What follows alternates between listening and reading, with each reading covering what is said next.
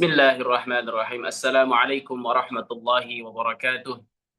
Alhamdulillah wassalatu wassalamu ala Rasulillah wa ala alihi wa sahbihi wa man walah. Perkenalkan, nama saya Ahmad Barokah Al-Zuri, mahasiswa program studi ilmu Al-Quran dan Tafsir, Institut Darul Quran Jakarta. Bismillah, izinkan pada hari ini kami untuk bisa melanjutkan kembali pembahasan lanjutan dalam tema besar kita, itu tema Ulumul Hadis. Dan pada hari ini kita akan bahas terkait unsur-unsur hadis atau sesuatu yang harus ada di dalam hadis. Teman-teman yang berbahagia, sejauh ini kita telah pelajari dalam bentuk apa saja hadis Rasulullah itu. Mulai dari perkataannya, mulai dari perbuatan, persetujuan, sifat, hingga perjalanan hidup Rasulullah SAW. Namun setelah mengetahui bentuknya, ada satu hal lagi yang tidak kalah penting, yaitu terkait unsur atau bagaimana sebenarnya susunan dari sebuah hadis itu. Apakah hadis itu hanya terdiri dari isi sabdanya saja? Tentu tidak. Dalam ilmu hadis, setiap hadis memiliki beberapa unsur yang saling berkaitan. Nah, mungkin kami coba sebutkan di awal saja. Unsur-unsurnya diantaranya yaitu ada yang disebut dengan sanad, ada yang disebut dengan matan, ada juga yang disebut dengan rawi. Nah, memahami unsur-unsur inilah yang akan menjadi langkah awal dalam ataupun sebelum seseorang itu meneliti kualitas maupun makna dari sebuah hadis. Oleh karena itu, insya Allah di bagian video kali ini kita akan membahas lebih jauh terkait unsur-unsur sebuah hadis tersebut. Teman-teman yang dirahmati Allah Subhanahu wa Ta'ala, terdapat sedikit perbedaan ketika membahas tentang unsur-unsur hadis. Ada yang mengatakan unsur hadis itu ada 3 macam, namun ada juga yang mengatakan 4 macam. Kita coba telisik lebih dalam terkait perbedaan ini. Perbedaan ini sebenarnya bukanlah pertentangan ya. Lagi-lagi ada sebuah perbedaan tapi bukan pertentangan, melainkan perbedaan cara pandang saja dari para ulama dalam menjelaskan struktur sebuah hadis. Sebagian ulama menggunakan pendekatan klasik, yaitu membagi menjadi 3 unsur. Hanya ada sanad, rawi, dan juga matan. Namun sebagian ulama lainnya menggunakan pendekatan yang lebih spesifik ya, dengan menambahkan 1 unsur lagi, yaitu unsur mukharrij. Jadi yang klasik hanya 3, yang satunya yaitu menambahkan 1 lagi, artinya ada sanad, ada rawi, ada matan, dan juga ada mukharrij. Mengapa demikian? Tentu hal ini disampaikan karena mukharrij memiliki perbedaan yang berbeda ataupun memiliki perbedaan dengan rawi. Nah, mungkin nanti kita akan bahas satu persatu apa itu sanad, matan, dan sebagainya ya. Mukharrij itu bukan hanya meriwayatkan hadis, tetapi juga mengumpulkan, menyusun sampai dengan membukukan hadis sehingga terbentuklah kitab hadis. Nah, bismillah kita coba bahas satu persatu terkait unsur-unsur yang harus ada di dalam hadis. Di antaranya ada sanad ya. Tadi sudah disampaikan ada sanad. Apa itu sanad? Bahasa singkatnya adalah jalur atau rantai periwayatan hadis. Kemudian yang kedua ada rawi. Apa itu rawi? Orang. Rawi itu orang yang meriwayatkan hadis. Kemudian yang ketiga ada matan. Tadi sudah kita sebutkan. Matan itu apa? Matan adalah redaksi atau isi hadis yang memuat pesan Rasulullah SAW. Dan yang terakhir adalah mukharrij. Apa itu mukharrij? Yaitu seorang ulama yang menghimpun seluruh hadis tersebut ke dalam sebuah kitab hadis. Dengan demikian kita dapat memahami struktur hadis secara lengkap. Mari kita bahas satu persatu mulai dari sanad sampai dengan mukharrij. Bismillah teman-teman. Tadi sudah disampaikan bahwasanya sanad secara ringkasnya adalah jalur periwayatan hadis. Coba kita telisik dari segi pemaknaan ya. Secara bahasa, sanad berarti sesuatu yang menjadi sandaran atau tempat bertumpu. Adapun menurut istilah ilmu hadis, sanad adalah rangkaian orang-orang yang meriwayatkan hadis secara berurutan hingga sampai kepada Rasulullah SAW. Ada satu hal yang perlu kita garis bawahi, bahwasanya sanad bukanlah orang dan juga bukan dari hadis pastinya ya. Sanad bukan orang dan juga bukan isi hadis. Sanad adalah jalurnya, jalur perpindahan hadis, yaitu rangkaian para perawi yang menyampaikan hadis dari generasi ke generasi lainnya hingga akhirnya sampai kepada Rasulullah Shallallahu Alaihi Wasallam. Mungkin lebih jelasnya kita akan berikan contoh.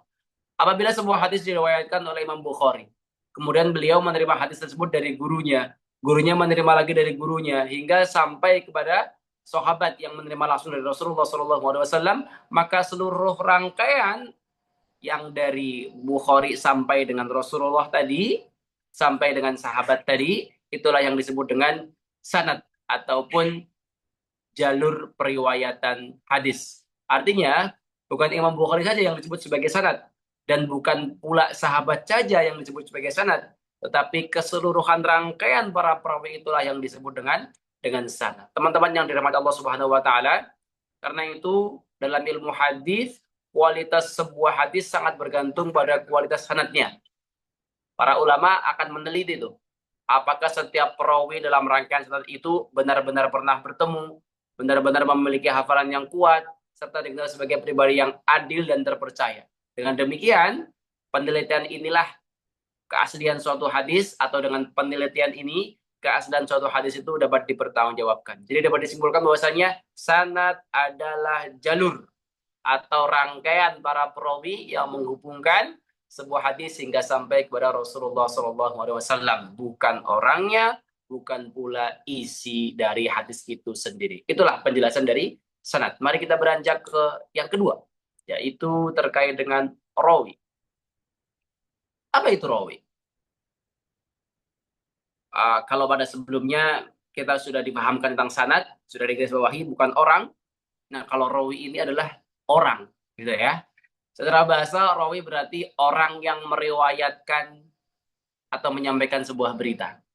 Tapi menurut istilah ilmu hadis, rawi adalah orang yang menerima hadis dari gurunya, kemudian menyampaikan atau meriwayatkan kepada muridnya, sehingga hadis tersebut terus berpindah dari satu generasi ke generasi berikutnya. Nah, disinilah perbedaan antara sanad dan rawi. Kalau sanad adalah jalur rangkaian periwayatannya, maka rawi adalah orang yang terdapat di dalam jalur periwayatan tersebut. Begitu ya. Rawi adalah orang yang terdapat di dalam jalur periwayatan tersebut. Sebagai contoh, sebuah sanad terdiri dari Imam Bukhari, Abdullah bin Yusuf, Malik, Nafi, Abdullah bin Umar sampai dengan Rasulullah SAW.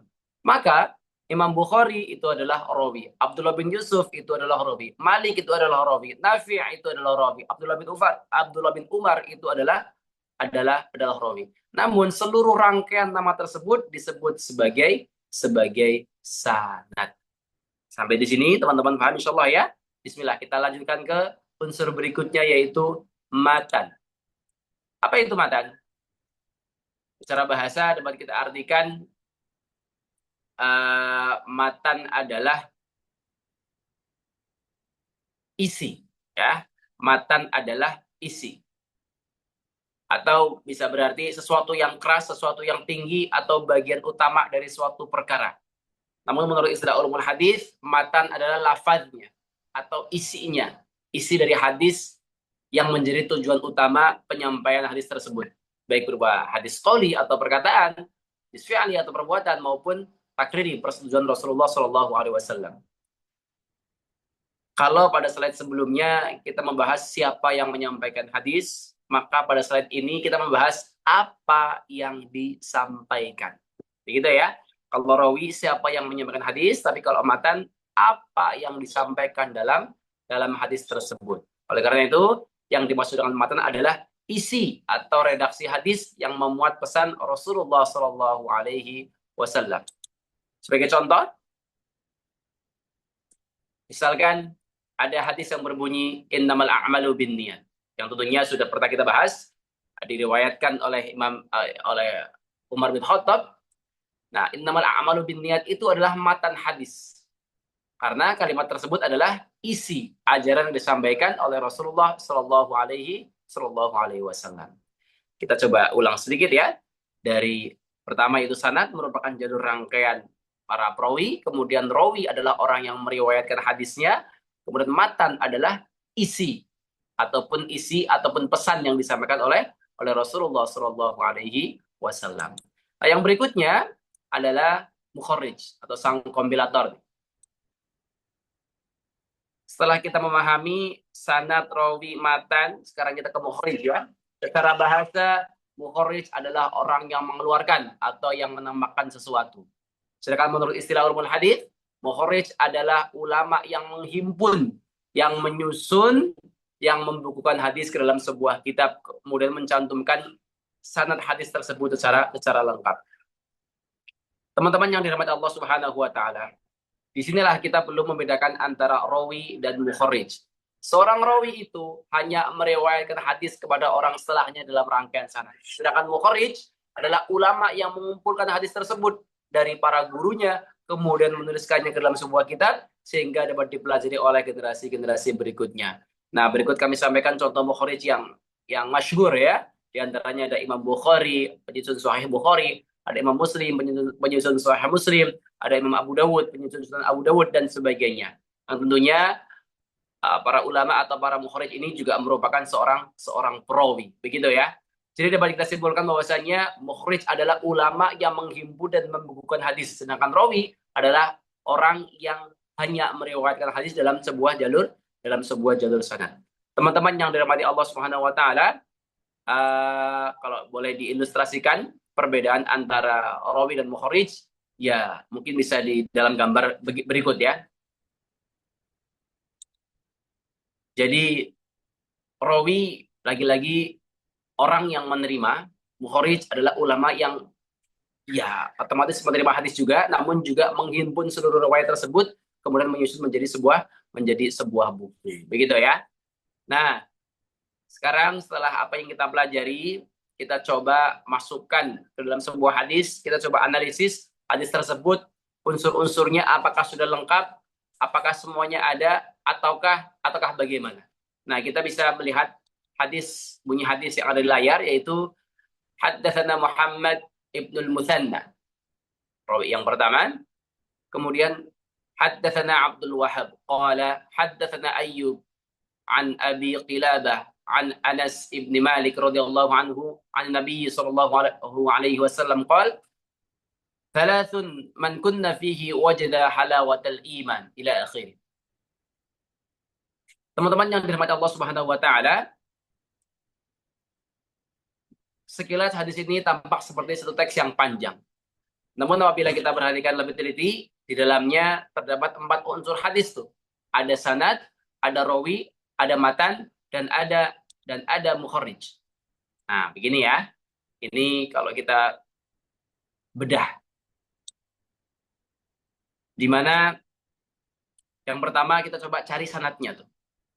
Di situ dikatakan haddatsana Muhammad Abdul Muthanna qala haddatsana Abdul Wahhab qala haddatsana Ayyub an Abi Qilabah an Anas ibn Malik radhiyallahu anhu an Nabi sallallahu alaihi wasallam.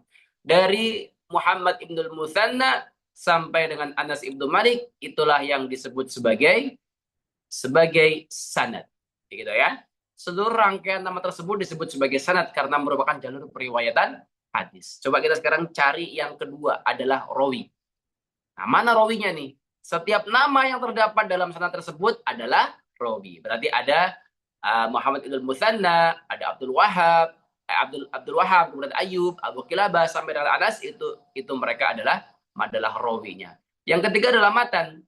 Mana matannya? Matannya dimulai dari thalathun man kunna fihi wajada halawatal iman sampai dengan terakhir.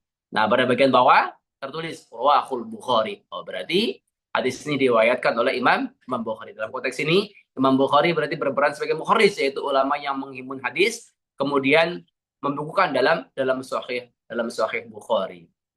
Teman-teman yang dirahmati Allah Subhanahu wa taala, dengan mempelajari unsur-unsur hadis ini berarti kita bisa menyimpulkan bahwasanya sebuah hadis tersusun atas 4 unsur utama, yaitu sanad, rawi, matan, dan juga mukhrij.